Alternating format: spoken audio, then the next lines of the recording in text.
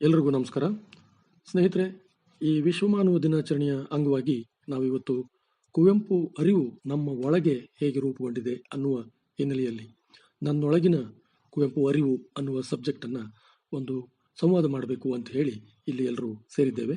ಈ ಸಂವಾದಕ್ಕೆ ಚಾಲನೆಯನ್ನು ಕೊಡಲಿಕ್ಕೆ ನಾನಿಲ್ಲಿ ನಿಂತಿದ್ದೇನೆ. ಸ್ನೇಹಿತರೆ, ನಾವು ಒಂದು ರೀತಿಯಲ್ಲಿ ಈ ಕುವೆಂಪು ಪ್ರಜ್ಞೆ ಅಂತ ಕರೆಯಬಹುದಾದ ಈ ವೈಚಾರಿಕತೆಯನ್ನು ಅವಲೋಕನ ಮಾಡಿಕೊಳ್ಳುವ ಮೂಲಕ ಈ ಕುವೆಂಪು ಹುಟ್ಟಿದ ದಿನವನ್ನು, ವಿಶ್ವಮಾನವ ದಿನವನ್ನು ನಾವು ಆಚರಣೆ ಮಾಡ್ತಾ ಇದ್ದೀವಿ. ಈ ಹಿನ್ನೆಲೆಯಲ್ಲಿ ನಿಮ್ಮೆಲ್ಲರಿಗೂ ವಿಶ್ವಮಾನವ ದಿನಾಚರಣೆಯ ಶುಭಾಶಯಗಳು. ಸ್ನೇಹಿತರೆ, ನನ್ನೊಳಗೆ ಈ ಕುವೆಂಪು ಅರಿವು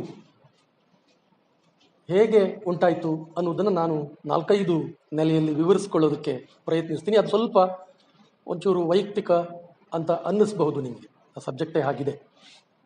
ಹಾಗೆ ಈ ನಾಡಿನ ಪ್ರಜ್ಞಾವಂತ, ವಿದ್ಯಾವಂತ ಮತ್ತು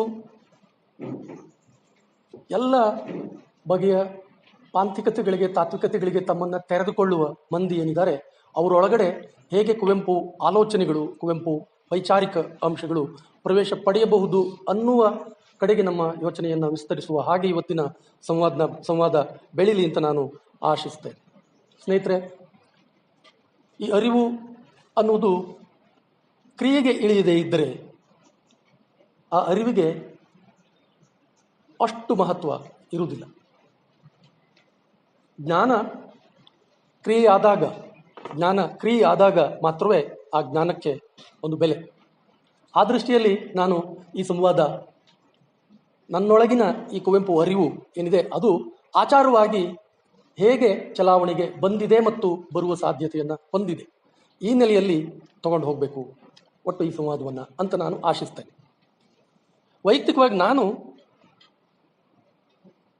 ಕುವೆಂಪುವನ್ನು ವಿದ್ಯಾರ್ಥಿಯಾಗಿ ಮೊದಲು ಮುಖಾಮುಖಿಯಾದೆ, ಆನಂತರದಲ್ಲಿ ಅಧ್ಯಾಪಕನಾಗಿ ಮುಖಾಮುಖಿಯಾದೆ, ಆನಂತರದಲ್ಲಿ ಸಂಶೋಧಕನಾಗಿ ಮುಖಾಮುಖಿಯಾದೆ ಮತ್ತು ಇವೆಲ್ಲವುಗಳ ಹೊರತಾಗಿ ಒಬ್ಬ ಈ ಭಾರತದ ಪ್ರಜೆಯಾಗಿ, ಕರ್ನಾಟಕದ ಪ್ರಜೆಯಾಗಿ, ಶ್ರೀಸಾಮಾನ್ಯ ಅಂತ ಏನು ಕುವೆಂಪು ಹೇಳ್ತಾರೆ, ಹಾಗೆ ಶ್ರೀಸಾಮಾನ್ಯರಲ್ಲಿ ಒಬ್ಬ ಸಾಮಾನ್ಯನಾಗಿ ಕೂಡ ನಾನು ಕುವೆಂಪು ಅರಿವನ್ನು ಮುಖಾಮುಖಿ ಆದೆ. ಮೊದಲು ನನಗೆ ಕುವೆಂಪು ಹೆಸರು ಕಿವಿಗೆ ಬಿದ್ದದ್ದು ನಾನು ಪ್ರೈಮರಿ ಶಾಲೆಯಲ್ಲಿ ಇದ್ದಾಗ. ಕನ್ನಡಮ್ಮನ ಹರಕೆ ಅಂತ ಒಂದು ಪದ್ಯ ಮೇಷ್ಟ್ರು ನಮಗೆ ಬಾಯಿಪಾಠ ಮಾಡಿಸಿದರು. ಆ ಪದ್ಯದ ತಾತ್ವಿಕತೆ ಏನು, ಅದ್ರ ಬಗ್ಗೆ ಎಲ್ಲ ನಾವು ತಲೆ ಕೆಡಿಸ್ಕೊಳ್ತಾ ಇರಲಿಲ್ಲ. ಕನ್ನಡಮ್ಮನ ಹರಕೆ, ಅದು ಕನ್ನಡಕ್ಕೆ ಹೋರಾಡು ಕನ್ನಡದ ಕಂದ, ಕನ್ನಡವ ಕಾಪಾಡು ನನ್ನ ಆನಂದ ಅಂತ ಶುರುವಾಗುತ್ತೆ ಪದ್ಯ. ಅದನ್ನು ನಮಗೆಲ್ಲ ಕಂಠಪಾಠ ಮಾಡಿಸಿದ್ರು. ನಾವು ಕನ್ನಡ ನೆಲದಲ್ಲಿ ಹುಟ್ಟಿ ನಾವು ಹೇಗೆ ಕನ್ನಡಕ್ಕಾಗಿ ಹೋರಾಡಬೇಕು ಮತ್ತು ನಾವೆಲ್ಲರೂ ಕನ್ನಡ ಪರವಾಗಿ ಹೇಗೆ ಬದುಕಬೇಕು, ನಮ್ಮ ಬದುಕನ್ನು ಕನ್ನಡ ಪರವಾಗಿ ಹೇಗೆ ರೂಪಿಸ್ಕೊಳ್ಬೇಕು ಅಂತ ಏನೇನೋ ಹೇಳಿರ್ಬೋದೇನೋ ಅಮ್ಮೇಶು, ಅದೇನೋ ನಮಗೆ ನೆನಪಿಲ್ಲ. ನಮಗೆ ಬಾಯಿಪಾಠ ಮಾಡಿಸಿದ್ದು ಬಹಳ ರಾಗಬದ್ಧವಾಗಿ, ಲಯಬದ್ಧವಾಗಿ ಅದನ್ನು ಹಾಡಿಸಿದ್ದು ಅದು ಮಾತ್ರ ನೆನಪಿದೆ. ಆನಂತರದಲ್ಲಿ ನಾವು ಹೈಸ್ಕೂಲು, ಕಾಲೇಜು, PG ಹೀಗೆ ಬೇರೆ ಬೇರೆ ವಿದ್ಯಾಭ್ಯಾಸಕ್ಕೆ ತೆರೆಕೊಂಡಾಗ ಕುವೆಂಪು ಅವರ ಬೇರೆ ಬೇರೆ ಸಾಹಿತ್ಯದ ಪ್ರಕಾರಗಳನ್ನು ನಾವು ಓದಿದ್ವಿ.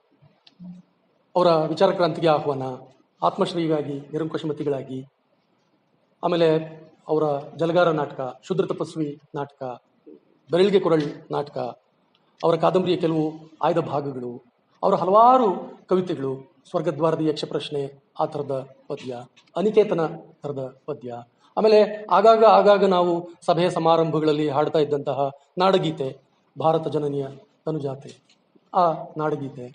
ಸೊ ಒಂದು ಕಡೆ ಕನ್ನಡ ಪ್ರಜ್ಞೆ, ಇನ್ನೊಂದು ಕಡೆ ರಾಷ್ಟ್ರೀಯ ಪ್ರಜ್ಞೆ, ಇವೆಲ್ಲವುಗಳ ನಡುವೆ ವೈಚಾರಿಕತೆ, ಇವುಗಳನ್ನು ಬೇರೆ ಬೇರೆ ನೆಲೆಯಲ್ಲಿ ರೂಢಿಸಿಕೊಳ್ಳುವ ಬಗೆಯಾಗಿ ಅವರ ಸಾಹಿತ್ಯವನ್ನು ನಾವು ವಿದ್ಯಾರ್ಥಿಗಳಾಗಿದ್ದಾಗ ಮುಖಾಮುಖಿ ಆದ್ವಿ. ಸ್ನೇಹಿತರೆ, ಅವರ ಯಾವುದೇ ಸಾಹಿತ್ಯ ಪ್ರಕಾರವನ್ನು ತಗೊಳ್ಳಿ, ಅವರ ಎಲ್ಲ ಸಾಹಿತ್ಯ ಪ್ರಕಾರಗಳಲ್ಲಿ ಬಹುಅಂಶ ವೈಚಾರಿಕತೆಯೇ ತುಂಬಿದೆ. ಕುವೆಂಪು ಅವರ ಸಾಹಿತ್ಯವನ್ನು ಪ್ರಧಾನವಾಗಿ ನಾವು ವೈಚಾರಿಕ ಸಾಹಿತ್ಯ, ವಿಚಾರ ಸಾಹಿತ್ಯ ಅಂತ ಕರೀಬಹುದು. ಆ ನೆಲೆಯಲ್ಲಿ ನಮ್ಮ ಆಲೋಚನಾ ಕ್ರಮ, ನಮ್ಮ ಲೋಕಗ್ರಹಿಕೆ, ನಾವು ಲೋಕವನ್ನು ಅರ್ಥ ಮಾಡಿಕೊಳ್ಳುವ ಮತ್ತು ನಮ್ಮ ಬದುಕನ್ನು ಅರ್ಥ ಮಾಡಿಕೊಳ್ಳುವ ಮತ್ತು ನಮ್ಮ ಬದುಕನ್ನು ಚಾಲನೆಗೆ ತಗೊಂಡು ಹೋಗುವ ಈ ನೆಲೆಯಲ್ಲಿ ಅವರ ಸಾಹಿತ್ಯವನ್ನು ನಾವು ಮುಖಾಮುಖಿ ಆಗೋದಕ್ಕೆ ತೊಡಗಿದ್ವಿ. ಸಾಹಿತ್ಯದಲ್ಲಿ ಏನು ಹೇಳಲಾಗಿದೆ, ನನಗೆ ಏನು ತಿಳಿತಾ ಇದೆ ಅದರ ಅರ್ಥ ಏನು ಅನ್ನುವುದಕ್ಕಿಂತ ನಮ್ಮ ಬದುಕಿಗೆ ಅದು ಹೇಗೆ ಉಪಯುಕ್ತ ಅನ್ನುವ ನೆಲೆಯಲ್ಲಿ ನಾನು ವಿದ್ಯಾರ್ಥಿಯಾಗಿದ್ದಾಗ ಮತ್ತು ನಮ್ಮ ಸಹಪಾಠಿಗಳು ಹಲವರು ವಿದ್ಯಾರ್ಥಿಗಳಾಗಿದ್ದಾಗ ಕುವೆಂಪು ಸಾಹಿತ್ಯವನ್ನು ಓದುವುದಕ್ಕೆ ತೊಡಗಿದ್ವಿ. ಆಮೇಲೆ ನಾವು ಮೇಷ್ಟ್ರುಗಳಾಗಿ ಅಪಾಯಿಂಟ್ ಆದಮೇಲೆ ನಾವು ಕುವೆಂಪು ಸಾಹಿತ್ಯವನ್ನು ಪಾಠ ಮಾಡುವಾಗ ಕುವೆಂಪು ಸಾಹಿತ್ಯವನ್ನು ಇದೇ ನೆಲೆಯಲ್ಲಿ, ಅಂದರೆ ನಮ್ಮ ತಿಳುವಳಿಕೆಯನ್ನು, ನಮ್ಮ ಪ್ರಜ್ಞೆಯನ್ನು ವಿಸ್ತರಿಸಿಕೊಳ್ಳುವ ನೆಲೆಯಲ್ಲಿ, ಲೋಕವನ್ನು ಗ್ರಹಿಸುವ ನೆಲೆಯಲ್ಲಿ ಮತ್ತು ನಮ್ಮ ಆಚಾರವನ್ನು ರೂಪಿಸಿಕೊಳ್ಳುವ ನೆಲೆ, ಹೀಗೆ ಬೇರೆ ಬೇರೆ ನೆಲೆಯಲ್ಲಿ ನಾವು ಸಾಹಿತ್ಯವನ್ನು ವಿದ್ಯಾರ್ಥಿಗಳಿಗೆ ದಾಟಿಸುವ ಮತ್ತು ಸಾಹಿತ್ಯದ ಮೂಲಕ ಅವರು ಆ ಪ್ರಜ್ಞೆಯನ್ನು ವಿಸ್ತರಿಸಿಕೊಳ್ಳುವ ಕೆಲಸವನ್ನು ಮಾಡೋದಕ್ಕೆ ತೊಡಗಿದ್ವಿ. ಏಕಕಾಲಕ್ಕೆ ಅದು ಕುವೆಂಪು ವಿಚಾರವನ್ನು ವಿದ್ಯಾರ್ಥಿಗಳಿಗೆ ಮತ್ತು ಸಮುದಾಯಕ್ಕೆ ದಾಟಿಸುವ ಕೆಲಸನೂ ಆಗಿರ್ತಿತ್ತು. ಅಟ್ ದಿ ಸೇಮ್ ಟೈಮ್ ನಮ್ಮೊಳಗೂ ಅದನ್ನು ಧಾರಣೆ ಮಾಡುವಂತಹ ಕೆಲಸ ಕೂಡ ಅದು ಆಗಿರ್ತಿತ್ತು.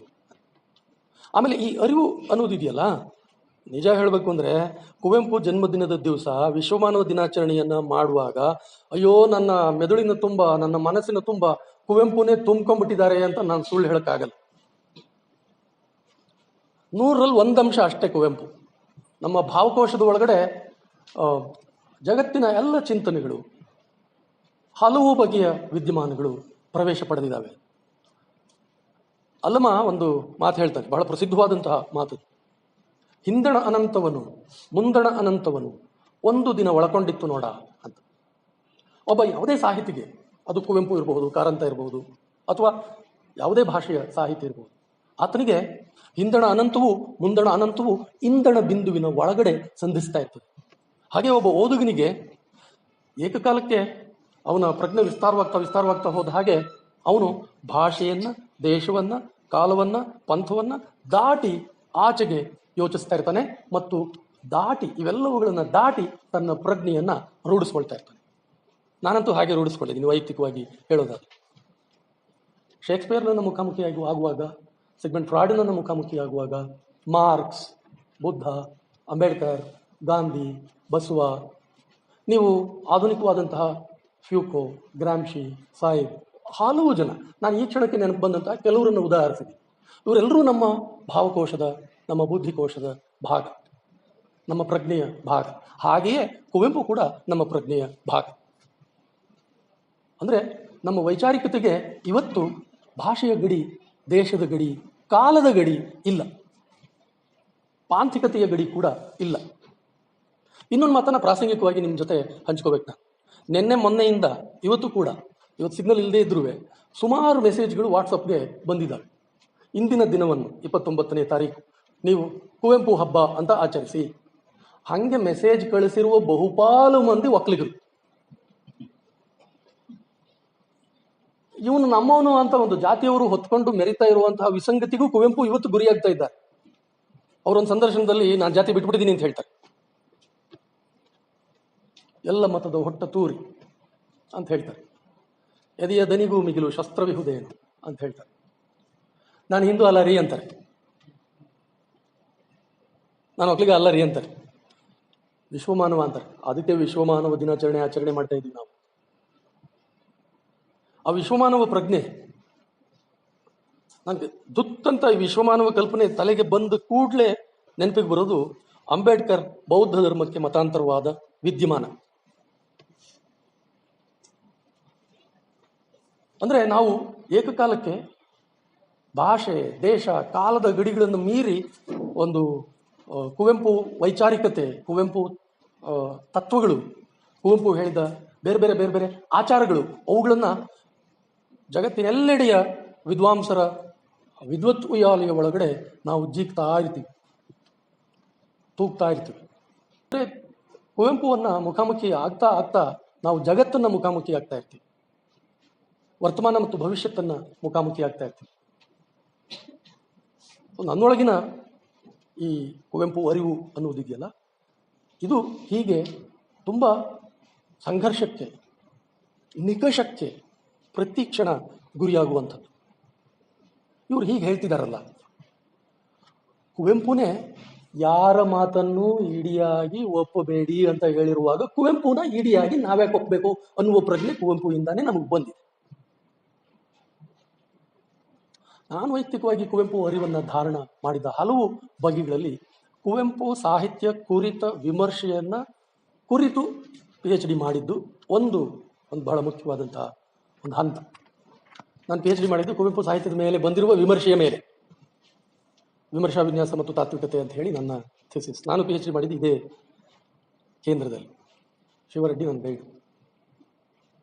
ಆವಾಗ ಕುವೆಂಪು ಮೇಲೆ ಬಹಳ ಮುಖ್ಯವಾಗಿ 3 ಪಂಥಗಳು ಕುವೆಂಪುವನ್ನು ಕಟುವಾಗಿ ಪ್ರಕಾರದ ನೆಲೆಯಲ್ಲಿ, ಕಲಾತ್ಮಕತೆಯ ನೆಲೆಯಲ್ಲಿ ಮತ್ತು ತಾತ್ವಿಕತೆಯ ನೆಲೆಯಲ್ಲಿ, ದರ್ಶನಗಳ ನೆಲೆಯಲ್ಲಿ ವಿರೋಧಿಸುವಂತಹ ಒಂದು ಪಂಗಡ, ವಿಮರ್ಶಕರ ದಂಡು. ಕುವೆಂಪು ಮೇಲೆ ಸದಾ ಕಾಲ್ ಕೆರೆದು ಜಗಳಕ್ಕೆ ನಿಂತ್ಕೊಳ್ಳುವಂತಹ ಒಂದು ದಂಡು, ಅದು ಒಂದು ಪಂಗಡ ಇದೆ. ಇನ್ನೊಂದು ಪಂಗಡ ಕುವೆಂಪು ಕೈ ಅನ್ಲಿ ಕುಯ್ ಅನ್ಲಿ ತಾಯಿ ಮೇಲೆ ಹೊತ್ಕೊಂಡು ಕುಣಿಯೋದು, ಕುವೆಂಪು ಗ್ರೇಟ್ ಗ್ರೇಟ್, ಕುವೆಂಪು ಜೈ ಜೈ ಅನ್ನೋದು ಇನ್ನೊಂದು ಪಂಗಡ ಅದು ನಿರ್ಲಿಪ್ತವಾದಂತಹ ಅಲಿಪ್ತವಾದಂತಹ ಪಂಗಡ. ಹೀಗೆ ಮುಖ್ಯವಾಗಿ ಕನ್ನಡ ವಿಮರ್ಶೆ ಒಳಗಡೆ, ಅದರಲ್ಲೂ ಕುವೆಂಪು ಸಾಹಿತ್ಯ ಕುರಿತಾದ ವಿಮರ್ಶೆ ಒಳಗಡೆ ಈ 3 ಪಂಗಡಗಳು, ಟೀಮ್ಗಳು ಇರೋದನ್ನು ನಾನು ಕಂಡೆ, ಈ ಧೋರಣೆಗಳು ಇರೋದನ್ನು ಕಂಡೆ. ಇದು ನನಗೆ ಈ ಥರದ ಪರ ಮತ್ತು ವಿರೋಧಗಳನ್ನು ದಾಟಿದ, ಅಲಿಪ್ತವನ್ನು ದಾಟಿದ ಒಂದು ಪರಿಶೀಲನೆ, ವಿಮರ್ಶೆ, ಈ ನೆಲೆಯಲ್ಲಿ ಯಾವುದೇ ಒಂದು ಬರಹವನ್ನು ನೋಡುವ ಒಂದು ಕಾಣಿಕೆಯನ್ನು, ಒಂದು ದೃಷ್ಟಿಕೋನವನ್ನು ನನಗೆ ಕೊಡ್ತು. ಕುವೆಂಪು ಸಾಹಿತ್ಯದ ಅಭ್ಯಾಸ ಮತ್ತು ಕುವೆಂಪು ಸಾಹಿತ್ಯದ ಮೇಲೆ ಬಂದಿರುವ ವಿಮರ್ಶೆಯ ಅಭ್ಯಾಸ, ಈ ಎರಡೂ ಕೂಡ ನನಗೆ ಹೀಗೆ ಜಾತಿಯನ್ನ, ಪಾಂಥಿಕತೆಯನ್ನ, ನಾನು ನಂಬುವ ದರ್ಶನವನ್ನು ದಾಟಿ ಓದುವಂತಹ ಒಂದು ಕಾಣಿಕೆಯನ್ನು ಅದು ನನಗೆ ದಕ್ಕಿಸಿಕೊಡ್ತು. ಆಮೇಲೆ ಕುವೆಂಪು ಎಂತಹ ಲೇಖಕ ಅನ್ನುವುದು ಕೂಡ ನನ್ನ ಅರಿವಿಗೆ ಬಂತು. ನಾನು ವಿದ್ಯಾರ್ಥಿಯಾಗಿ ಓದುವಾಗ, ನಾನು ಶಿಕ್ಷಕನಾಗಿ ಪಾಠ ಮಾಡುವಾಗ, ನಾನು PhD ಮಾಡುವಾಗ, ಹೀಗೆ ಬೇರೆ ಬೇರೆ ಹಂತಗಳಲ್ಲಿ, ಮತ್ತೊಬ್ಬ ಸಾಮಾಜಿಕ ವ್ಯಕ್ತಿಯಾಗಿ ಬೇರೆ ಬೇರೆ ಹಂತಗಳಲ್ಲಿ ಕುವೆಂಪುವನ್ನು ನಾನು ಮುಖಾಮುಖಿ ಆಗ್ತಾ ಹೋದಾಗ ನನಗೆ ಬೇರೆ ಬೇರೆ ರೀತಿಯ ಅನುಭವಗಳು ಆಗಿದ್ದಾವೆ. ಅದನ್ನು ಕೇವಲ ಅರಿವು ಅಂತ ನಾನು ಕರೀಲಾರೆ. ಕೆಲವೊಮ್ಮೆ ನನಗೆ ಅದರಿಂದ ತುಂಬ ಹಲವು ಬಗೆಯ ಉದ್ಬೋಧಕವಾದಂತಹ, ಭಾವತೀವ್ರವಾದಂತಹ ಯಾವುದಾದ್ರೂ ಒಂದು ಸಂಗತಿಯನ್ನು ಬಹಳ ತೀವ್ರವಾಗಿ ತೊಡಗಿಸಿಕೊಂಡು ಅನುಭವಿಸುವ, ಎಕ್ಸ್ಪೀರಿಯನ್ಸ್ ಮಾಡುವಂತಹ ಒಂದು ಶಕ್ತಿ ನನಗೆ ಅದು ಲಭ್ಯವಾಗಿದೆ. ನಾನು ಅದನ್ನು ಅರಿವು ಅಂತ ಕರಿಬೇಕಾ ಇಲ್ವಾ ಗೊತ್ತಿಲ್ಲ ನನಗೆ. ಆಮೇಲೆ ನಾನು ಸುಮ್ಮನೆ ನನ್ನ PhDಗೆ ಸರ್ ನಾನು ಒಂದು 1.5 ಲಕ್ಷ ರೂಪಾಯಿ ಖರ್ಚು ಮಾಡಿರ್ಬೋದು ನಾನು PhD ಮಾಡೋದಕ್ಕೆ, ಬರೀ ಪುಸ್ತಕ ಕೊಂಡ್ಕೊಳ್ಳೋಕ್ಕೆ. ಏನೋ UGC ಸಂಬಳ ಬರ್ತಾ ಇತ್ತು, ನಾನು ಅದಕ್ಕೆ ಕೇರ್ ಮಾಡ್ತಾ ಇರಲಿಲ್ಲ. ಮನೇಲಿ ಬೈಸ್ಕೊತಾ ಇದ್ದೆ, ನಾನು ಹೆಂಡ್ತಿನೂ ಬೇಜಾನ್ ಬೈತಾ ಇದ್ಲು, ಬೈಸ್ಕೊತಾ ಇದ್ದೆ, ಪುಸ್ತಕ ತರ್ತಾ ಇದ್ದೆ, ಓಟ್ ಹಾಕ್ತಾ ಇದ್ದೆ. ನೀನು ತಂದಿರೋವೆಲ್ಲ ಓದ್ದೇ ಇರು ನೋಡು ನಿನ್ಗವೆ, ಓದ್ತಾ ಇದ್ದೆ. ನೀನು ತಂದಿರೋವೆಲ್ಲ ಓದ್ದೇ ಇದ್ರು ನೋಡು ನಿನ್ಗವೆ ಅಂದವ್ರೇನೆ. ಇಲ್ಲ ಓದ್ತಿದ್ದೆ. ಆಮೇಲೆ ಏನ್ ಕಮೆಂಟ್ ಬಂತು ಗೊತ್ತಾ? ಓದು ಓದು ಓದು ಓದು ಓದು ದಿನವೆಲ್ಲ ಓದ್ತಾನೆ ಇರು, ಮತ್ತೆ ಯಾಕೆ ಕಟ್ಕೊಂಡೆ ನನ್ನ? ಅದು ಹೇಳಿ ಕೇಳಿ ನಾನು ಮೊದಲೇ ಆರಂಭದಲ್ಲಿ ಹೇಳಿದ್ದೀನಿ ನಿಮ್ಗೆ, ಅರಿವು ಅನ್ನುವುದು ಕೇವಲ ಅರಿವಲ್ಲ, ಅದು ಆಚಾರದ ಕಡೆಗಿನ ಚಲನೆ. ಅರಿವು ಆಚಾರದ ಕಡೆಗೆ ಚಲಿಸದೆ ಹೋದ್ರೆ ಅರಿವಿಗೆ ಬೆಲೆ ಏನು? ಬೆಲೆ ಇಲ್ಲ. ನಮ್ಮ ಮನೆಯವರೆಲ್ಲ ವಿರೋಧ ಕಟ್ಕೊಂಡು ನಾನು ಬೇರೆ ಜಾತಿಯವಳನ್ನ ಮದುವೆ ಆದೆ. ಇದಕ್ಕೆ ಈ ಸಂಪತ್ತಿಗೆ ಮದುವೆ ಆದ್ಯಪ್ಪ, ಆಗ್ಲೂ ರಾತ್ರಿ ಕೂತ್ಕೊಂಡು ಕೆದಕಕ್ಕೆ ಪುಸ್ತಕನ. Moreover my wife is a librarian. ಅವ್ರು ನಾನು ತಂದ ಪುಸ್ತಕಗಳನ್ನೆಲ್ಲ ಬಹಳ ನೀಟಾಗಿ ಅವುಗಳಿಗೆ ಚಡ್ಡಿ ಬನ್ನಿನೂ ಹಾಕಿ ಮಗ ಈಗ ತೊಳೆದು ನೀಟಾಗಿ ಇಡೋರು. ಕುವೆಂಪು ಬಗೆಗೆ ನನಗೆ ನಿಧಾನಕ್ಕೆ ಎಷ್ಟೊಂದು ದಂತಕಥೆಗಳಿದಾವಪ್ಪ ಸಮಾಜದಲ್ಲಿ ಅಂತ ಅರಿವಿಗೆ ಬರ್ತಾ ಹೋಯ್ತು, ನಾನು ವಿದ್ಯಾರ್ಥಿಯಾಗಿದ್ದಾಗಲೂ ಮತ್ತು PhD ಮಾಡುವಾಗಲೂ. ನಾನು ಒಂದು ಉದಾಹರಣೆ ಕೊಡ್ತೀನಿ. ಎಲ್ರಿಗೂ ಗೊತ್ತಿರುವಂಥ ವಿಚಾರ ಇರಬಹುದು, ಅದು ಕೆಲವ್ರಿಗಂತೂ ಗೊತ್ತಿದೆ, ಪುಟ್ಟನವ್ರಿಗೂ ಗೊತ್ತಿರುತ್ತೆ, ರಾಜೇಂದ್ರಿಗೂ ಗೊತ್ತಿರುತ್ತೆ. ಕುವೆಂಪು ಅವರು ಮೈಸೂರು ಯೂನಿವರ್ಸಿಟಿಗೆ ಸೇರ್ಕೊಂಡಾಗ ಕೆಲಸಕ್ಕೆ ಮೈಸೂರು ಮಹಾರಾಜರು ತಮ್ಮ ಮಕ್ಕಳಿಗೆ ಪಾಠ ಹೇಳಿಕೊಡೋದಕ್ಕೆ ಕುವೆಂಪುನ ಅರಮನೆಗೆ ಕರೆದ್ರಂತೆ. ಕೆಲವು ವಿದ್ವಾಂಸರುಗಳೆಲ್ಲ, ಅಯ್ಯೋ ದೊರೆಗಳು, ಮೈಸೂರು ದೊರೆಗಳು ನಮ್ಮನ್ನ ಅವ್ರ ಮನೆಗೆ ಪಾಠ ಹೇಳಕ್ ಕರೀತಾರೆ ಅಂತಂದ್ರೆ ನಾವು ಪಾವನವಾದವು ಅಂತ ಕುಣ್ಕೊಂಡು ಪಾಠ ಮಾಡೋಕೆ ಹೋಗಕ್ಕೆ ರೆಡಿ ಇದ್ರು. ಕೆಲವರು ಹೋಗ್ತಾ ಇದ್ರು. ಆದ್ರೆ ಕುವೆಂಪು ಹೇಳಿ ಕಳಿಸಿದ್ರಂತೆ, ನಾನು ಬರಲ್ಲ, ಕಲಿಯೋಕೆ ಇಷ್ಟ ಇರೋರು ನನ್ನ ಹತ್ರ ಬರಲಿ ಕಲಿಯೋಕೆ, ನಾನು ಕಲ್ಸಕ್ಕೆ ಅವ್ರ ಹತ್ರ ಯಾಕೆ ಬರ್ಬೇಕು, ನಾನು ಬರಲ್ಲ ಅಂತ ರಿಜೆಕ್ಟ್ ಮಾಡಿದ್ರಂತೆ ಆ ಆಫರ್. ಅಲ್ಲಿರ್ಬೇಕು ಎಲ್ಲ ವಿದ್ಯಾರ್ಥಿಗಳ ತರ ಅವನು ಅಲ್ಲಿರ್ಬೇಕು. ನಾನೇ ಸ್ಪೆಷಲ್ ಆಗಿ ಮೇಷ್ಟ್ರು ನಿಮ್ಮನೆಗೆ ಬಂದು ನೀನು ಕಲ್ಸ್ಕೊಡೋದು, ನನ್ನ ಗಂತೆಗೆ ತಕ್ಕದ್ದಲ್ಲ ಅದು ಯಾರೇ ಕರೀಲಿ, ಒಬ್ಬ ಸಾಮಾನ್ಯ ಕರೀಲಿ, ಒಬ್ಬ ಮಹಾರಾಜ ಕರೀಲಿ, ನನ್ನ ಗಂತೆಗೆ ತಕ್ಕದ್ದಲ್ಲ ಅದು. ನನ್ನಿಂದ ಜ್ಞಾನ ಯಾವನಾದರೂ ಪಡಿಬೇಕು ಅಂತ ಅನ್ನೋದಿದ್ರೆ ಅವನು ನನ್ನ ವಿದ್ಯಾರ್ಥಿಯಾಗಿ ಬರಲಿ ಅಂತ ಆಫರ್ನ ಕುವೆಂಪು ನಿರಾಕರಿಸಿದ್ರು ಅಂತ ಇದು ಒಂದು ಚಾರಿತ್ರಾರ್ಹವಾದಂತಹ ಒಂದು ಘಟನೆ ಅಂತ ಕೆಲವರೆಲ್ಲ ಅದನ್ನು ಬಾಯ್ಮಾತಲ್ಲೂ ಮಾತಾಡೋರು, ಲಿಖಿತವಾಗಿಯೂ ಉಲ್ಲೇಖ ಆಗಿದೆ. ಇದು ಒಂದು ಉದಾಹರಣೆ. ಈ ಥರದ ಹಲವಾರು ಅನೇಕ ಉದಾಹರಣೆಗಳನ್ನು ನಾನು ನಿಮಗೆ ಕೊಡಬಲ್ಲೆ. ಒಂದೇ ಒಂದು ಉದಾಹರಣೆ ಕೊಡ್ತಾ ಇದ್ದೀನಿ. ಅಂದರೆ ಒಬ್ಬ ವ್ಯಕ್ತಿಯ ಬರಹ ಮಾತ್ರ ಅಲ್ಲ, ಆತನ ಬದುಕು ಇದೆಯಲ್ಲ, ಆ ಬದುಕು ಕೂಡ ನಮ್ಮನ್ನ ಪ್ರಭಾವಿಸುತ್ತೆ. ಬರೆದು ಬಿಟ್ರೆ ಆಗಲ್ಲ. ಅವನ ಬದುಕು ಎಂಥದ್ದು, ಅವನು ಹೆಂಗೆ ಬದುಕ್ತಾ ಇದ್ದಾನೆ, ಅವನು ಹೆಂಗೆ ಬದುಕಿದ, ಅದು ಕೂಡ ನಮ್ಮ ಮೇಲೆ ಪ್ರಭಾವವನ್ನು ಉಂಟು ಮಾಡುತ್ತೆ. ಹಾಗೆ ಕುವೆಂಪು ಕೆಲವು ಕಾಲಘಟ್ಟಗಳಲ್ಲಿ ತೆಗೆದುಕೊಂಡ ನಿರ್ಣಯಗಳು, ನಡವಳಿಗಳು ಹಲವರ ಮೇಲೆ ಪ್ರಭಾವವನ್ನು ಬೀರಿದವೆ. ಇವತ್ತಿಗೂ ನನ್ನೊಳಗೆ ಏನಾದರೂ ಪ್ರಭುತ್ವ ವಿರೋಧಿ ಪ್ರಜ್ಞೆ ಒಂದು ಅಂಶ ಇದ್ದರೆ ಆ ಅಂಶದಲ್ಲಿ ಕುವೆಂಪು ಪಾಲು ಕೂಡ ಇದೆ. ನನ್ನ ವೈಯಕ್ತಿಕ ಜೀವನದ ಆಚಾರದಲ್ಲಿ ನನ್ನ ಮದುವೆಯನ್ನು ಒಳಗೊಂಡ ಹಾಗೆ ನನ್ನ ಹಲವು ಬದುಕಿನ ನಡೆಗಳಲ್ಲಿ ಕುವೆಂಪು ಪ್ರಭಾವ ಇದೆ. ಅವರ ವಿಶ್ವಮಾನವ ತತ್ವ ನಮ್ಮ ಪ್ರಜ್ಞೆಯನ್ನು, ನಮ್ಮ ಅರಿವನ್ನು ವಿಸ್ತರಿಸಿದರೆ, ನಮ್ಮ ಆಲೋಚನೆಯನ್ನು ವಿಸ್ತರಿಸಿದರೆ, ಅವರ ಮಂತ್ರಮಾಂಗಲ್ಯ ನಮ್ಮ ಆಚಾರವನ್ನು ನಿರ್ದೇಶಿಸುವ ಒಂದು ತತ್ವ. ನಮ್ಮ ಬದುಕಿನ ಹಲವು ಆಚಾರಗಳನ್ನು ಯಾರು ಪ್ರೇರಿಸಬಲ್ಲರೋ ಅವರು ಮಹತ್ವದ ಲೇಖಕರು.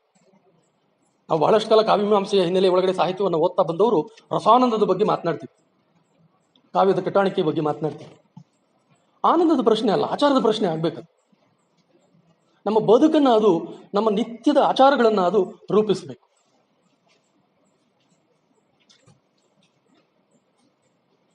ಕೆಲವೊಮ್ಮೆ ಸುಮ್ಮನೆ ಸ್ವಲ್ಪ ಒಂಚೂರು ತಮಾಷೆ ಅನ್ನಿಸ್ಬೋದು. ನಾನೇನಾದ್ರು ಯಾವಾಗಾದರೂ ತುಂಬ ಜಾಸ್ತಿ ಓದ್ತಾ ಕೂತಿದ್ರೆ, ಓಹೋ ಏನು ಕುವೆಂಪು ಇವನು ನಾಳೆನಾಗ ಜ್ಞಾನಪೀಠ ತಗೊಂಡ್ಬಿಡ್ತಾನೆ, ಎದ್ದೋಗ ಏನಾದ್ರು ಕೆಲಸ ಅಂತ ನಮ್ಮ ಮನೆಯವ್ರು ಬೈಯೋರು. ನಮ್ಮ ಮನೆಯವರು ಅಂದರೆ ನಮ್ಮಮ್ಮ ಬೈಯೋರು, ನಮ್ಮ ಅಪ್ಪನೂ ಕೆಲಸ ಸರಿ ಬೈಯೋರು. ಗುಬ್ರ ಹಾಕೊಂಡು ಓದ್ಕೊಂಡು ಬಂದು, ನಾವು ಮಲ್ಕೊಂಡ್ರೆ ಗುಬ್ರ ಹಾಕೊಂಡು ಓದ್ಕೊಂತಿಲ್ಲ ನೀನು. ಈ ಕತೆ ಕಾದಂಬರಿ ಓದೋ ಹುಚ್ಚಿಡ್ದು ಬಿಟ್ಟಿತ್ತು ನನಗೆ. ಕುವೆಂಪುದ 2 ಕಾದಂಬರಿ ಲೈಬ್ರರಿನಲ್ಲಿ ಬಾರು ಮಾಡಿಕೊಂಡು ಮನೆಗೆ ತೊಗೊಂಡು ಹೋದೆ. ಹೋಮ್ ವರ್ಕ್ ಬೇಕಾದಷ್ಟು ಕೊಡೋರು ಡಿಗ್ರಿನಲ್ಲಿದ್ದಾಗ, ಪಾಠದ್ದು ಬೇಕಾದಷ್ಟು ಓದೋದಿರೋದು. ಕಾದಂಬರಿ ಓದೋದು ಯಾವಾಗ? ನಮ್ಮ ಮನೆಯಲ್ಲಿ ಪವರ್ ಇರಲಿಲ್ಲ, ಕರೆಂಟ್ ಇರಲಿಲ್ಲ, ಸೀಮೆಣ್ಣೆ ಬುಡ್ಡಿ ದೀಪದಲ್ಲಿ ಓದಬೇಕಾಗಿತ್ತು. ಎಣ್ಣೆ ಇರಲ್ಲ, ದೀಪ ಹರಿಸು ಅಂತ ಮನೇಲಿ ಬೈಯೋರು ಬಡ್ತಾನೆ. ರಗ್ ಗುಬ್ರ ಹಾಕೊಂಡು ಒಳಗಡೆ ದೀಪ ಹಚ್ಕೊಂಡು ಓದೋದು ನಿದ್ದೆ ಕೆಟ್ಟು. ಒಂದು ಹೊತ್ತಲ್ಲಿ ನಮ್ಮ ಅಪ್ಪನಿಗೆ ಹೆಚ್ಚಾಗಿ ಅವನು ಬೈದ, ನಿಮ್ಗೇನು ಬುದ್ಧಿದ್ದೆ ಅದ ನಿನಗೆ, ಓಹೋ ಏನು ದಿಗ್ಧಂತಿ ಆಗಿ ಹೋಗ್ತಾನೆ. ನನಗೆ ಆ ದಿಗ್ಧಂತಿ ಪದವೇ ಗೊತ್ತಿರಲಿಲ್ಲ ಅದುವರೆಗೆ. ಆಮೇಲೆ ನೆಕ್ಸ್ಟ್ ಡೇ ಡಿಕ್ಷನರಿಲಿ ಹೋಗಿ ಅದ್ರ ಅರ್ಥ ಏನು ನಮ್ಮ ಅಪ್ಪ ಏನೋ ಹೇಳಿದ್ನಲ್ಲ, ಇದೇನು ದಿಗ್ಧಂತಿ ಅಂದರೆ ಹಳಗನ್ನಡದಲ್ಲಿ ದಿಕ್ಕರಿ ಅಂತೀವಲ್ಲ, ಆ ಥರದ ಪದ. ಮಹಾವಿದ್ವಾಂಸ, ದಿಕ್ಕನ್ನು ಹೊತ್ತಿರುವ ಆನೆ, ಆ ಥರದ ಭೂಭಾರವನ್ನೇ ಹೊತ್ತಿರುವ ಒಂದು ಜೀವ, ಆ ಥರದ ಒಂದು ಪದ. ಓಹೋ ಏನು ಮಹಾ ದಿಗ್ಧಂತಿ ಇರೋದು ಗುಬ್ರ ಹಾಕೊಂಡು ಓದ್ಕತ್ತ, ಪತರಿ ಕ್ಯಾಂಡಿರಲ್ಲ ಎದ್ದು ಮಲಿಕಳ. ನಾನು ಓದ್ತಾ ಇದ್ದಿದ್ದು ಕುವೆಂಪು. ನಮ್ಮಪ್ಪನಿಗೆ ಒಂಚೂರು ಓದಕ್ಕೆ ಬರೋದು, ಅವ್ರು 2ನೇ ಕ್ಲಾಸು ಡ್ರಾಪ್ಔಟ್. ತೆಗೆದು ನೋಡುದು, ಓಹೋ ಏನು ನಾಳೆ ಒತ್ತರಕ್ಕೆ ಕುವೆಂಪು ಆಗ್ಬಿಡ್ತಾನೆ, ಮಲಿಕಳ. ಆದರೂ ನಾನು ಬಿಡಲಿಲ್ಲ, ಓದಿ ಮುಗಿಸಿದೆ. ನನಗೆ ಅರಿವಿಲ್ಲದೆ ಕಾರಂತ ಇರ್ಬೋದು, ಅಂಬೇಡ್ಕರ್ ಇರ್ಬೋದು, ಮಾರ್ಕ್ಸ್ ಇರ್ಬೋದು, ಫ್ಯೂಕೋ ಇರ್ಬೋದು, ಸೈದ್ ಇರ್ಬೋದು, ಅನೇಕರು ನನ್ನ ಪ್ರಜ್ಞೆಯ ಭಾಗವಾಗಿ ನಾನು ರೂಪುಗೊಂಡೆ. ಅದರಲ್ಲಿ ಕುವೆಂಪು ಅರಿವು ಕೂಡ ಇದೆ, ಕುವೆಂಪು ಅರಿವಿನ ಆಚಾರದ ಭಾಗ ಕೂಡ ಇದೆ. ಆಮೇಲೆ ಒಂದು ಉದಾಹರಣೆ ಕೊಟ್ಟು ನಾನು ಮಾತನ್ನು ಮುಗಿಸ್ತೀನಿ. ಜಾಸ್ತಿ ಮಾತಾಡೋದನ್ನ ಒಂದು ಉದಾಹರಣೆ ಕೊಟ್ಟು ನಾನು ಮಾತನ್ನು ಮುಗಿಸ್ತೀನಿ. ಈ ಕುವೆಂಪು ಭಾಷಾ ಭಾರತಿ ಪ್ರಾಧಿಕಾರದ ಅಧ್ಯಕ್ಷರಾಗಿ ಡಾಕ್ಟರ್ ಕೆ ವಿ ನಾರಾಯಣ ಅವರು ಅಧಿಕಾರವನ್ನು ವಹಿಸಿಕೊಂಡಾಗ ಕುವೆಂಪು ಓದು ಅಂತ ಹೇಳಿ ಒಂದು ಕಾರ್ಯಕ್ರಮವನ್ನು ಅವರು ರೂಪಿಸಿದರು. ಕುವೆಂಪು ಓದು ಅನ್ನುವ ಒಂದು ಶೀರ್ಷಿಕೆಯ ಪುಸ್ತಕವನ್ನು ಹೊರತಂದು ಕುವೆಂಪು ಅವರ ಆಯ್ದ ಸಾಹಿತ್ಯ ಬರಹಗಳ ಒಂದು ಸಂಕಲನ. ಅದನ್ನು ಆಧರಿಸಿ ಕುವೆಂಪು ಅವರ ಭಿನ್ನ ಭಿನ್ನ ಆಯ್ದ ಬರಹಗಳ ಒಂದು ಓದನ್ನು ಬೇರೆ ಬೇರೆ PU ಮತ್ತು ಡಿಗ್ರಿ ಕಾಲೇಜಿನ ಸ್ಟೂಡೆಂಟ್ಸ್ಗೆ ಕಮ್ಮಟವಾಗಿ ರಾಜ್ಯಾದ್ಯಂತ ನಡೆಸುವಂತಹ ಕೆಲಸ. ಆ ಕೆಲಸಕ್ಕೆ ತೊಡಗಿದಾಗ ನಮ್ಮ ವಿದ್ಯಾರ್ಥಿಗಳಲ್ಲಿ 90% ವಿದ್ಯಾರ್ಥಿಗಳು RSS ಪ್ರಣೀತ ತಿಳುವಳಿಕೆಯಿಂದ ಪ್ರೇರಿತರಾಗಿರುವುದು ನನ್ನ ಗಮನಕ್ಕೆ ಬಂತು. ರಾಷ್ಟ್ರಪ್ರೇಮದ ಹೆಸರಿನಲ್ಲಿ ಧರ್ಮದ್ವೇಷವನ್ನ, ಜಾತಿ ಅಸಮಾನತೆಯನ್ನ, ಆ ಕಸವನ್ನ ತಲೆಯ ಒಳಗಡೆ ತುಂಬಿಕೊಂಡಿರುವಂತಹ ವಿದ್ಯಾರ್ಥಿ ಸಮುದಾಯಕ್ಕೆ ಕುವೆಂಪು ವಿಚಾರ ತಾಕ್ಸಿದ ಕೂಡಲೇ ಬೆಂಕಿ ಕಿಡಿ ತಾಕಿದ ಹಾಗೆ ಅವ್ರ ಕಣ್ಣಲ್ಲಿ ಬೆಳಕು ಕಾಣ್ತಾ ಇತ್ತು. ತುಂಬ ಬೇಸಿಕ್ ಆದಂತಹ ಪ್ರಶ್ನೆಗಳನ್ನೆಲ್ಲ ಅವರು ಕೇಳ್ತಾ ಇದ್ರು. ಅವಾಗ ಒಂದು ಒಂದು ವಿಚಾರ ಬರವಣಿಗೆ ಅಂತಂದ್ರೆ ಅದು ಗದ್ಯ ರೂಪದಲ್ಲಿರುವಂತಹ ವಿಚಾರ ಬರವಣಿಗೆ ಅಂತಾನೆ ತಿಳಿಬೇಕಾಗಿಲ್ಲ ನಾವು. ಒಂದು ಬೆರಳಿಗೆ ಕೊರಳು ಭಾಗ, ಒಂದು ಶೂದ್ರ ತಪಸ್ವಿ ಭಾಗ, ಒಂದು ಜಲಗಾರ ಭಾಗ, ಪ್ರಖರವಾದಂತಹ ತಾತ್ವಿಕತೆ, ನೈತಿಕತೆ ಇವುಗಳನ್ನು ಪ್ರತಿಪಾದಿಸುವಂತಹ, ಜಾತಿ ಅಸಮಾನತೆಯನ್ನು ವಿರೋಧಿಸುವಂತಹ, ಧರ್ಮದ ಕಟ್ಟಳೆಗಳನ್ನು ಧಿಕ್ಕರಿಸುವಂತಹ, ವಿಜ್ಞಾನ ಬುದ್ಧಿಯನ್ನು, ವೈಚಾರಿಕ ಪ್ರಜ್ಞೆಯನ್ನು ಧರಿಸುವಂತಹ, ಆ ಥರದ ಕಡೆಗೆ ಅವರ ಮನಸ್ಸನ್ನು, ಅವರ ಆಲೋಚನಾ ಕ್ರಮವನ್ನು ಮಾರ್ಗಾಂತರ ಮಾಡುವಂತಹ ಆ ಶಕ್ತಿಯ ಬರವಣಿಗೆಗಳಲ್ಲಿ ಇದ್ದದನ್ನು ನಾನು ಕಂಡೆ, ನಾನು ಅನುಭವಿಸಿದೆ. ಆದಷ್ಟು ಅದನ್ನು ಅವರ ಆಚಾರಕ್ಕೆ ದಾಟಿಸುವುದಕ್ಕೆ ನಾನು ಪ್ರಯತ್ನ ಪಟ್ಟೆ. ಅದು ಇನ್ನೊಬ್ಬರ ಒಳಗೆ ಪ್ರವೇಶ ಮಾಡುವುದಕ್ಕೆ ಮುಂಚೆ ನನ್ನೊಳಗೆ ಪ್ರವೇಶ ಮಾಡಬೇಕಾಗಿತ್ತದು. ಆವಾಗ ಎಷ್ಟೋ ವೇಳೆ ಆ ಕಮ್ಮಟಗಳಲ್ಲಿ ನಾನು ಸುಮಾರು 16 ಕಮ್ಮಟಗಳನ್ನು ಮಾಡಿದೆ ನಾನು ನಿರ್ದೇಶಕನಾಗಿ. ಆ ಕಮ್ಮಟಗಳಲ್ಲಿ ಆಶ್ಚರ್ಯ ಅಂದರೆ ತುಂಬ ಜನ ಆನಂತರದಲ್ಲಿ ಹೊರೇಷಿಯಸ್ ರೀಡರ್ಸ್ ಆಗಿ ಬದಲಾದರು. ಕೆಲವರು ಈಗಲೂ ಬೆರಳೆಣಿಕೆಯಷ್ಟು ಮಂದಿ ನನ್ನೊಟ್ಟಿಗೆ ಸಂಪರ್ಕ ಇಟ್ಕೊಂಡಿದ್ದಾರೆ. ಅವರ ಗುರುಗಳನ್ನು, ಅವರ ಪ್ಯಾರೆಂಟ್ಸನ್ನು ತುಂಬ ಜನ ಬೈಕೊಂಡಿದ್ದಾರೆ. ಆಮೇಲೆ ನಮಗೆ ಹೊಳಿತು, ಇಲ್ಲ ಇದು ಕೇವಲ ವಿದ್ಯಾರ್ಥಿಗಳಿಗೆ ತಲುಪಿದ್ರೆ ಸಾಲದು, ಮೇಷ್ಟ್ರುಗಳು ತಲೆ ತೊಳೆಯೋ ಕೆಲಸ ಆಗ್ಬೇಕು ಫಸ್ಟು. ಆಮೇಲೆ ಮೇಷ್ಟ್ರುಗಳಿಗೆ ಒಂದು ರೌಂಡು, ಈ ಪ್ರೈಮರಿ ಸ್ಕೂಲ್, ಹೈಸ್ಕೂಲ್ ಮೇಷ್ಟ್ರುಗಳಿಗೆ ಒಂದು ರೌಂಡು ಕಮ್ಮಟಗಳನ್ನು ಮಾಡಿದೆ. ಅವ್ರಿಗೂ ಕೂಡ ಅನೇಕ ವಿಚಾರಗಳಲ್ಲಿ ತಪ್ಪು ಕಲ್ಪನೆಗಳು, ಸಾಂಪ್ರದಾಯಿಕವಾದಂತಹ ಮೌಢ್ಯದ ಪರವಾದಂತಹ ನಂಬಿಕೆ ಮತ್ತು ಆಚಾರಗಳು, ನಂಬಿಕೆಗಳನ್ನು ಸೃಷ್ಟಿ ಮಾಡುವುದರಲ್ಲಿ ನಮ್ಮ ಸಮಾಜ ಎಷ್ಟು ಎಕ್ಸ್ಪರ್ಟ್ ಅಂತಂದರೆ, ನಮ್ಮೊಳಗಡೆ ಅವು ಥರ ಗಟ್ಟಿಯಾಗಿ ಕೂತ್ಬಿಡೋ ಹಾಗೆ ಆಚಾರಗಳನ್ನು ರೂಪಿಸ್ತಾರೆ ಕೆಲವರು. ಈಗ ಉದಾಹರಣೆಗೆ ನಾನು ಪುಟ್ಟಣ್ಣವ್ರ ಹತ್ರ ಬೆಳಗ್ಗೆ ಮಧ್ಯಾಹ್ನ ಚರ್ಚೆ ಮಾಡ್ತಾ ಇದ್ದೆ. ಕಾಂಗ್ರೆಸ್ ಸರ್ಕಾರ ಈಗ ಪ್ರಮಾಣ ವಚನ ಸ್ವೀಕರಿಸಿದ ಮೊದಲ ದಿನ ಮಾಡಿದ ಬಹಳ ದೊಡ್ಡ ಸಾಧನೆ ಯಾವುದಪ್ಪ ಅಂತಂದರೆ, ಎಲ್ಲ ಸಭೆ ಸಮಾರಂಭಗಳಲ್ಲಿ ಪ್ರಾರ್ಥನೆಯ ಬದಲಿಗೆ ಸಂವಿಧಾನದ ಪೀಠಿಕೆಯನ್ನು ಓದಿಸಿ ಅಂತ ಆದೇಶ ಮಾಡಿದ್ದು. ಪ್ರಾರ್ಥನೆ ಎಷ್ಟು ಚಂದ ಜಾರಿಯಾಗಿರುವಂತಹ ಒಂದು ಆಚಾರ ನಮ್ಮಲ್ಲಿ ಅಂತಂದ್ರೆ, ಎಲ್ಲ ದೇವರ ಪ್ರಾರ್ಥನೆಗಳೇ. ದೇವರನ್ನ ಪ್ರಾರ್ಥನೆ ಮಾಡ್ತಾ ಮಾಡ್ತಾ ನಮಗೆ ನಾವು ಅಪ್ರಜ್ಞಾಪೂರ್ವಕವಾಗಿ ಭಕ್ತರಾಗುವುದಕ್ಕೆ ಒಂದು ಪ್ರೇರಣೆಯನ್ನು ಅವು ನಿತ್ಯ ಕೊಡ್ತಾ ಇರ್ತವೆ. ನಾವು ಯಾವುದಾದ್ರೂ ಒಂದು ವಿಚಾರಕ್ಕೆ, ಯಾವುದಾದ್ರೂ ಒಂದು ಪಂಥಕ್ಕೆ, ಯಾವುದಾದ್ರೂ ಒಂದು ಆಲೋಚನಾ ಕ್ರಮಕ್ಕೆ ಭಕ್ತರಾಗ್ಬಿಟ್ರೆ ನಮಗೆ ಸ್ವತಂತ್ರವಾಗಿ ಯೋಚನೆ ಮಾಡೋದಕ್ಕೆ ಆಗೋದಿಲ್ಲ. ಅಂಥ ಸ್ವತಂತ್ರವಾಗಿ ಯೋಚನೆ ಮಾಡುವ ಶಕ್ತಿಯನ್ನು ನನಗೆ ನೀಡಿದ ಹಲವು ಥಿಂಕರ್ಸಲ್ಲಿ ಕುವೆಂಪು ಕೂಡ ಒಬ್ಬರು. ಸ್ನೇಹಿತರೆ, ಇಷ್ಟು ಮಾತನ್ನು ಹೇಳಿ ಈ ಚರ್ಚೆಗೆ ಚಾಲನೆಯನ್ನು ಕೊಟ್ಟು, ಒಂದು ಭಾಷಣ ಥರನೇ ಆಗೋಯ್ತಿದ್ದು. ಈ ಚರ್ಚೆ ಯಾವ ದಿಕ್ಕಿನಲ್ಲಿ ಹೋಗಬೇಕು ಅನ್ನುವ ಸೂಚನೆಗಳನ್ನು ಕೊಟ್ಟಿದ್ದೀನಿ ಅಂತ ನಾನು ಭಾವಿಸ್ತೀನಿ. ಹಾಗೆ ಭಾವಿಸ್ತಾ ನಿಮ್ಗೆಲ್ರಿಗೂ ವಂದಿಸ್ತಾ ನನ್ನ ಮಾತು ಮುಗಿಸ್ತೀನಿ. ನಮಸ್ಕಾರ.